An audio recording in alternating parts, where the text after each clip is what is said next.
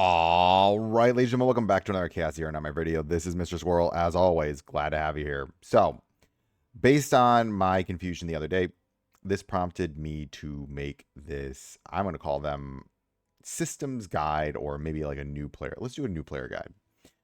I'm going to make a new player guide going over different structures and systems in this game because for me, as a teacher, understanding the fundamentals is absolutely imperative. What I mean by fundamentals is that if we're gonna engage in something, it's really important we understand how the basic mechanics and the systems of these things work. It was very enlightening yesterday when I was doing some like digging on understanding the card mechanics in this game, which I didn't understand, and I had mistakes on, and I'm level almost 53, so is what it is.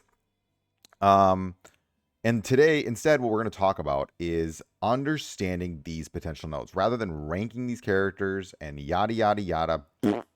Instead, I think it's better for players to make the decisions on which characters they want to invest in, but understand and have the knowledge to understand what are each of these potential systems really dealing with and what are they affecting.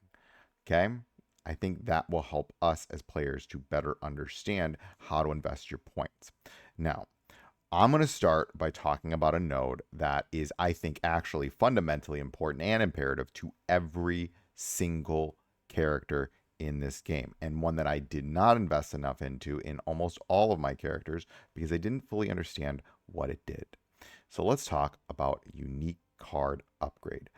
So many cards you are operating from fall under the category of unique. I actually think this node is problematically important. And what do I mean by problematically important? Almost all cards fall under this node. This node is legitimately imperative that you just get this thing to 10. It is so vastly important in all the characters' kits because it is essentially just giving you 20% damage, heals, and shields. And you know which cards that these will. I'm going to show you a card that maybe people probably didn't. I mean, maybe some people knew this. I didn't know this. And I'm going to show you this. So let's look at Tressa. Good example here. Now, Tressa. Tressa here, this is her unique cards. Now, you might be saying, well, Mr. Squirrel, cards, for instance. Now, if we go, now remember, Tressa is all about creating these zero cost shadow daggers. These things right here. These zero cost shadow daggers are going to be what inflict agony. Now, well, how do you increase the damage of these shadow dagger cards, you might be asking? Well, let me show you how you increase that damage. Okay, so right now, her unique is sitting at 9 out of 16 with the base damage of the shadow dagger being 59% of her attack to agony. Now, if I go here and I go to potential, sorry about that, and I go here, let's do one quick upgrade on this and see what happens. All right, unique card potential upgrade. Okay, let's go back to the cards now. We go back to the unsheathed dagger. Now notice it went from 59% to 60%. What controls these cards is created? So for any character, let's go right here. So for any character that creates cards, so we've got, now we'll do another test in a moment, but I'm going to show this. So where is her? Renoa is another one that falls under this category because she creates the dirge bullets. Where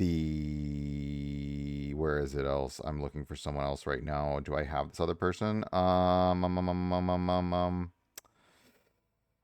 Luke. That's what I'm looking for. Again, as ephemeral assault, bullets, maximum shot. Now, I do want to highlight one quick thing with Luke, so I'm going to go back really quick. Now, really quickly, this actually brought up a confusion I might have.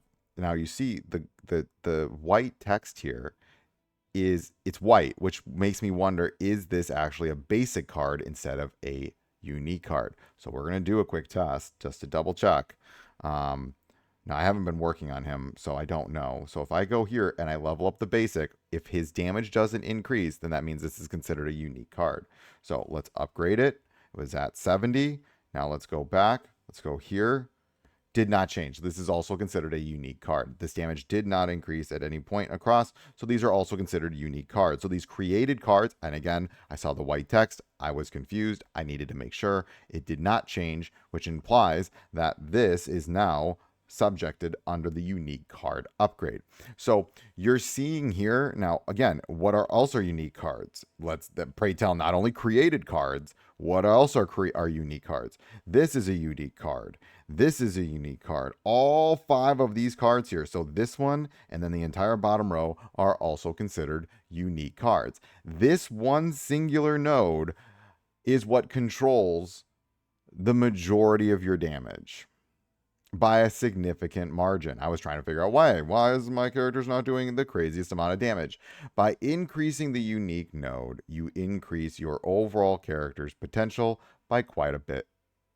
This is a critically important node for all characters. In fact, frustratingly important for many.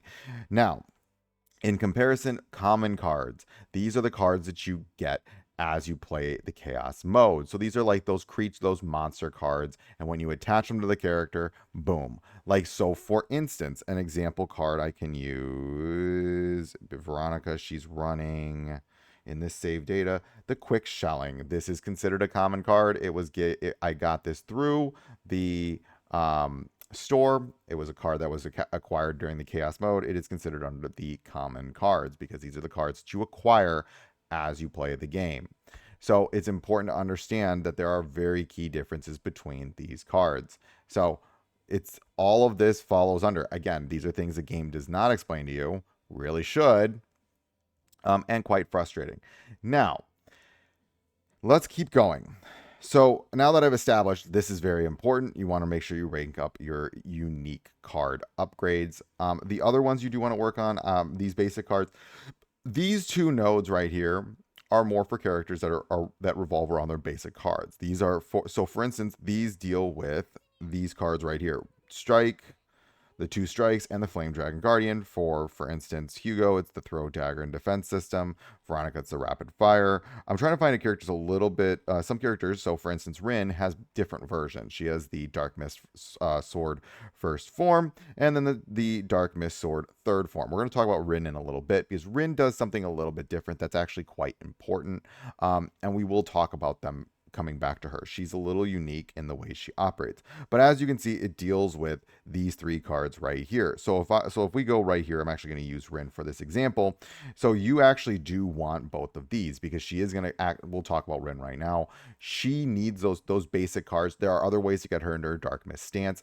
In the beginning of any run, she's going to be relying on her basic cards because they're going to be what gets her into the Dark Mist stance.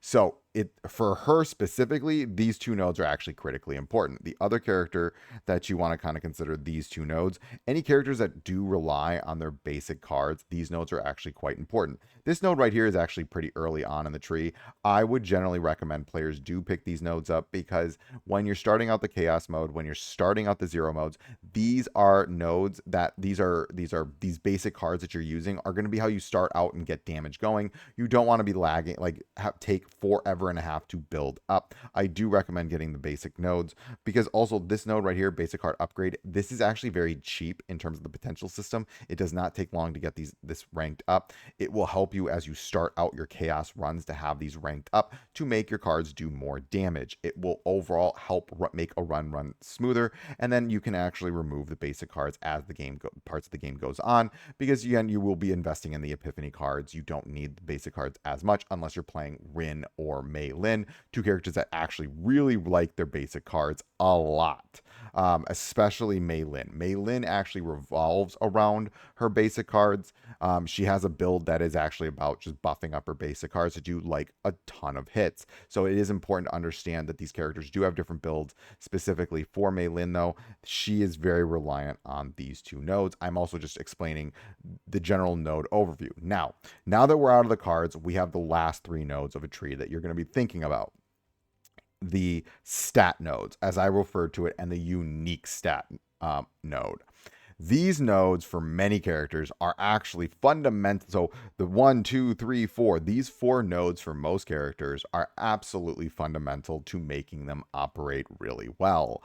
For your DPS, I'd say that these 2 nodes specifically right here are critically important because they deal with your critical chance. A lot of characters want to deal with high critical chances. They do a lot more damage. They overall make the runs run smoother because your characters are just generally doing more damage. So why I'm saying this is that these nodes right here, you want to invest in, especially for your DPS, main DPS, and sub DPS characters. So one of my main teams right now is Mei Lin, Veronica, and Mika.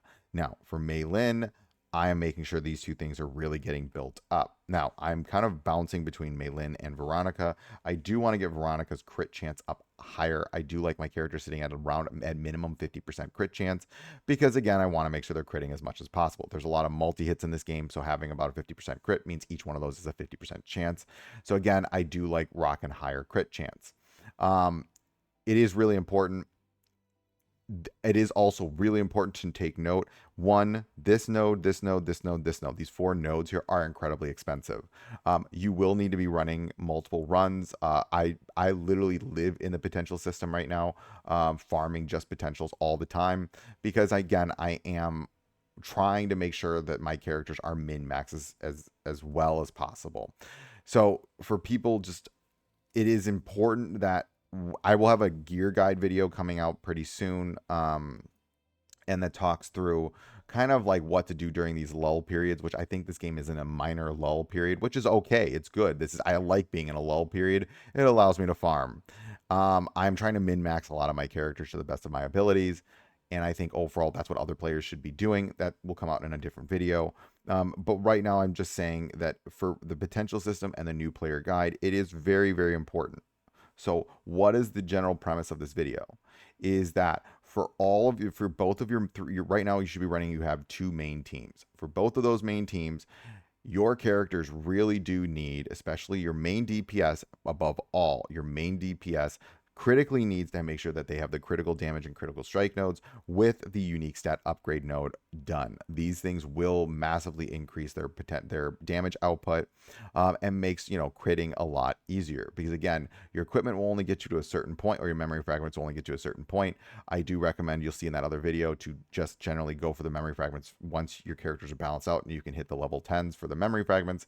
Farm that until you get a decent primary stats, and then really just live in the potential system nodes. The potential system nodes will help you min max your characters really well, and especially these unique card upgrades. I did not truly understand how critically important it is. My characters are doing 20% less damage right now because I didn't truly understand the imperative nature of the unique card upgrade node. I am now going to be like hyper focusing on this node and making sure all of my characters have this upgraded. All right, ladies and gentlemen, I hope this helps. And as always, remember, failing is your first attempt at learning.